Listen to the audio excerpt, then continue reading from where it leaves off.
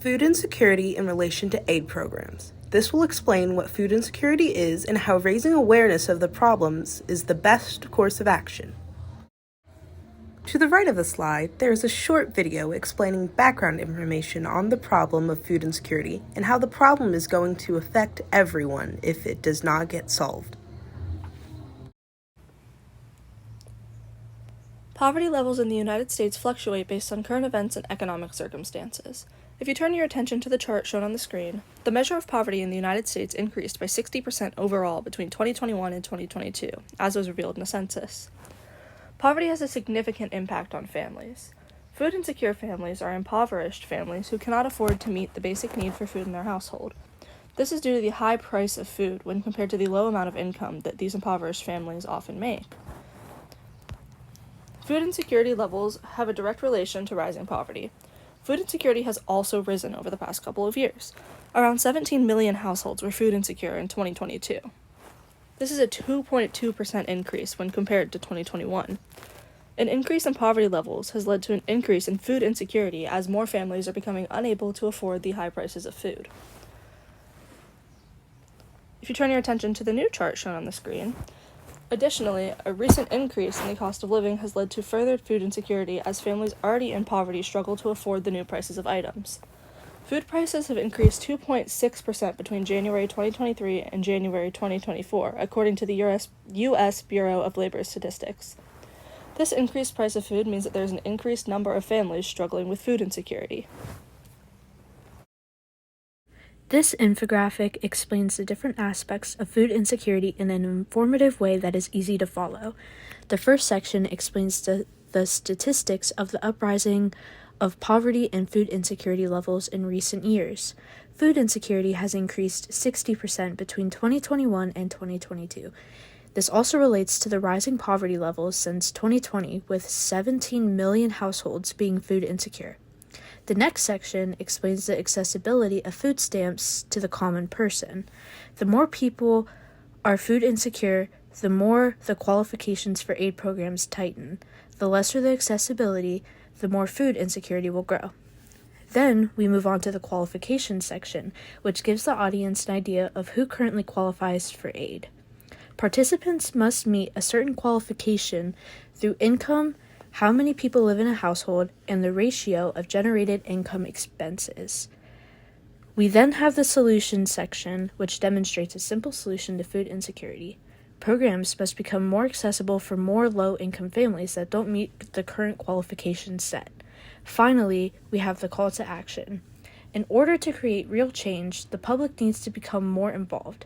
There is no solution to changing the accessibility of aid programs that does not rely on public involvement. Regarding solutions to food insecurities, there are already pre-existing solutions. Programs have been implemented in hopes of decreasing levels of food insecurity by targeting families who qualify for aid. Examples of these programs are SNAPS, WIC, and SFMNP. However, as food insecurity levels continue to rise, more families are applying for aid. This means that more money is needed to continue to support families in need, but funding has remained stagnant and prospects of soon gaining more funding are not high. As a result, qualifications for aid are tightened, and programs are limited to select only the families needing the most help. Research has found that only 55% of food insecure households gain the help they need through a federal aid program. Federal aid programs are programs that provide families with financial help to afford certain resources. In this case, the resource would be food.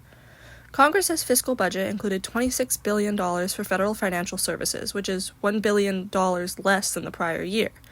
This is a significant decrease. Congress's fiscal budget is how much money they're allocating to each category of things they need to support.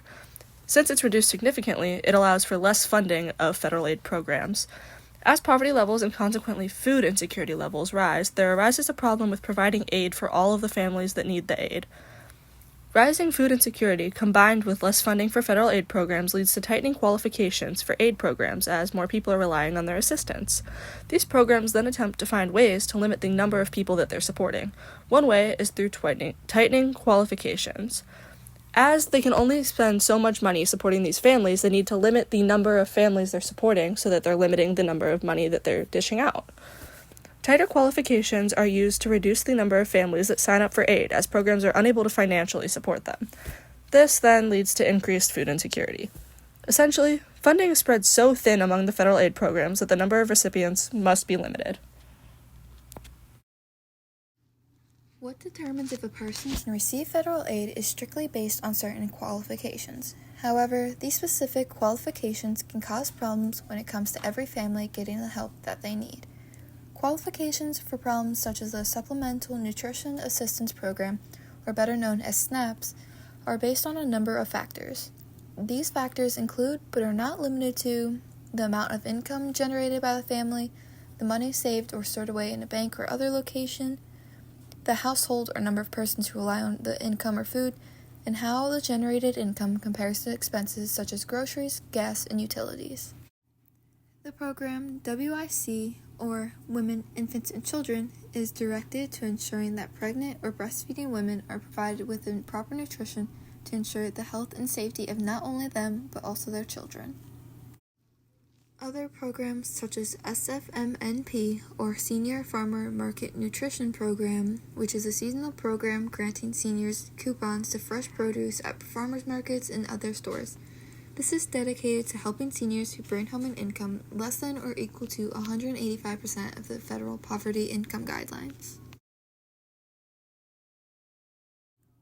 While federal aid programs already exist, there are secondary steps that can be taken to ensure their effectiveness and continue to promote their growth. The main solution is to make these programs more accessible through 3 steps. First is spreading awareness of the program's shortcomings. By spreading awareness, more people who may not need aid and may not be aware as to the current situation can help support, whether this be through a means of localized support such as donations or elective efforts. The second step comes as a result of spreading awareness. Through spreading awareness, it will help advocate for change regarding program funding. This would mean that federal aid programs would be able to provide more help for families and be able to reach out to other families in need. The final step in ensuring that more families reach a level of food security is through the loosening of already tight requirements and qualifications. These qualifications greatly restrict who is eligible for aid and keeps many families from getting the support they need. However, this step is last in line because of its dependence on larger sums of funding.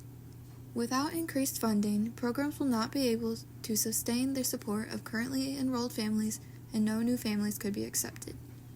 Funding of programs is the most crucial step in the strive to be taken towards better ensuring food security, and it all starts with spreading awareness.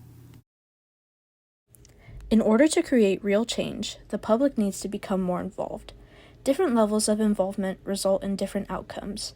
There is a real lack of serious public involvement and advocacy of issues. This lack of advocacy is part of the problem. The main goal of advocacy is to influence government policy. There could be real change in federal aid programs if a large enough group of individuals put time into lobbying for it. The key takeaways here are there can be no change if there's no one lobbying for change, and advocacy is meant to foster national-level changes.